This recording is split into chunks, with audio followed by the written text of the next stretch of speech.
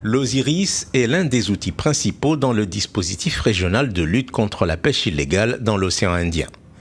La mission du patrouilleur, contrôler et faire respecter les réglementations dans la zone. C'est un outil qui est absolument indispensable pour permettre de garantir une concurrence loyale entre nos pêcheurs, pour préserver la ressource en poisson et garantir une pêche durable, le fait que les jeunes générations de pêcheurs puissent avoir accès encore à des stocks de poissons. La pêche illégale est un fléau qui déséquilibre les écosystèmes marins, mais qui menace aussi les économies régionales, en supprimant des emplois et en déstabilisant la sécurité alimentaire des États côtiers.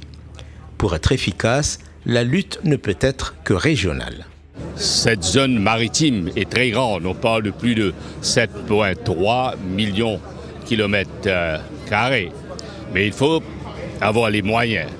On a les moyens très limités à Maurice, mais pour qu'on puisse faire notre travail avec beaucoup d'efficacité, on a besoin de soutien de tout un chacun. La prochaine mission, qui débutera dans une semaine, embarquera justement 5 contrôleurs des pays de la zone. La mission va être un petit peu différente des autres, en sachant que généralement on embarquait simplement des gendarmes maritimes français, donc on contrôlait simplement les navires dans les zones ZE françaises, principalement dans le canal du Mozambique.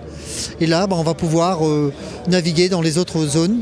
Et avec ces contrôleurs, on aurait le droit de contrôler les bateaux pour leurs états en fait. La pêche illicite pèse environ 10 milliards d'euros de manque à gagner pour les économies des pays qui en sont victimes. L'État français entend développer les contrôles, notamment sur le plan aérien.